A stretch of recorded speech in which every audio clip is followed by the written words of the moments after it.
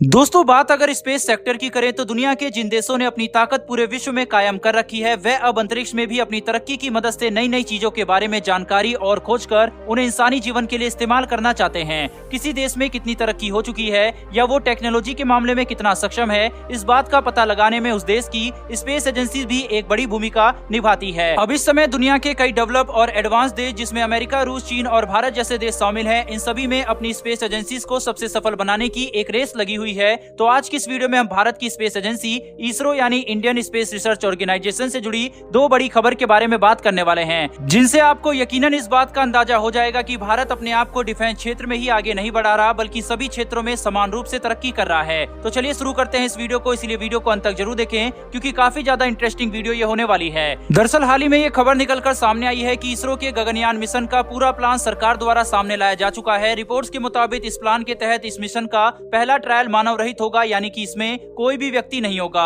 वहीं पर दूसरे ट्रायल के दौरान इसमें एक फीमेल रोबोट मौजूद होगी। उम्मीद जताई जा रही है कि दोनों ट्रायल्स इस साल 2022 के अंत तक हो जाएंगे। उसके बाद इन दोनों ट्रायल्स के आधार पर एक तीसरा और आखिरी ट्रायल होगा जिसमें 2 लोगों को अंतरिक्ष में भेजा जाएगा। इस प्लान की पूरी जानकारी भारत के union minister of earth science doctor Jitendra Singh ने एक मीडिया इंटरव्यू के दौरान दी है। इसके अलावा उन्होंने खुलासा किया है कि जिस फीमेल रोबोट को मिशन के दूसरे परीक्षण में भेजा जाएगा उसका नाम व्योम मित्र रखा गया है, जिसे इसरो ने डेवलप किया है। इससे पहले यूनियन मिनिस्टर ने कहा था कि यह भारत का इकलौता इस तरह का अंतरिक्ष मिशन है। इस गगनयान स्पेस मिशन के तहत अंतरिक्ष यात्रियों को स्पेस में भेजा जाएगा। इसके अलावा उन्होंने बताया है कि इस मिशन के लॉन्च के लिए 500 से ज्यादा इंडस्ट्रीज को भी शामिल किया गया है। वहीं इसके लिए कई रिसर्च मॉड्यूल्स भी बनाए गए हैं जिसमें भारत का निर्मित रिसर्च मॉड्यूल भी शामिल है। आपको बता दें कि इस मिशन को अंजाम देने के लिए इंडियन एयरफोर्स के 4 पायलट्स ने रूस के गागरिन कॉस्मोनॉट्स ट्रेनिंग सेंटर में अपनी ट्रेनिंग भी पूरी कर ली है। इन्हें मॉस्को के नजदीक जियोजनी शहर में स्थित रूसी स्पेस ट्रेनिंग सेंटर में एस्ट्रोनॉट बनने की ट्रेनिंग दी गई है। वहीं इंडियन एयरफोर्स की इस टीम में एक ग्रुप कैप्टन और 3 विंग कमांडर शामिल है।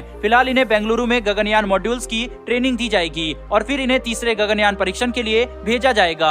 इसके अलावा भारतीय सरकार ने इस गगनयान प्रोजेक्ट के लिए 10,000 करोड़ रुपए का निवेश जारी किया है। इस मिशन के तहत इसरो यात्रियों को पृथ्वी से 400 किलोमीटर ऊपर 7 दिन की यात्रा कराएगा और इन अंतरिक्ष यात्रियों को लगभग 7 दिन के लिए पृथ्वी की लो ऑर्बिट में चक्कर लगाना होगा। इस मिशन के लिए इसरो ने इंडियन एयरफोर्स से अंतरिक्ष यात्री चुनने के लिए कहा था, जिसके बाद IAF के 4 जंबाजों को इस मिशन के लिए चुना गया। एक वक्त ऐसा था जब भारतीय एस्ट्रोनॉट्स को अंतरिक्ष में जाने के लिए रूसी स्पेस सेंटर से उड़ान भरनी पड़ती थी। वहीं अब भारत खुद अपने एस्ट्रोनॉट्स को अंतरिक्ष में भेज पाएगा। इस उपलब्धि पर भारतीय साइंटिस्ट और एयरफोर्स के वीरों के लिए कमेंट बॉक्स में एक जय हिंद जरूर लिखेगा। फिलहाल दोस्तों बढ़ते हैं इसरो से ही जुड़ी दूसरी खबर की तरफ। दरअसल भारत की इसरो ने एक और कामयाबी अपने नाम हासिल कर ली है। इसका कारण यह है कि इसरो भी लगातार तेजी से मेहनत और तरक्की कर रहा है, जिससे वह नासा जैसी स्पेस एजेंसी को जल्द ही टक्कर दे पाएगा और इसीलिए इसरो के मिशन पर अमेरिका और चीन जैसे देशों की नजर होती है। खैर बात करते हैं इसरो के नए मिशन के बारे में, जिसे उसने नाम दिया है ISRO system for safe and sustainable operation management. आपको बता दें कि भारत में तैयार किया गया यह सिस्टम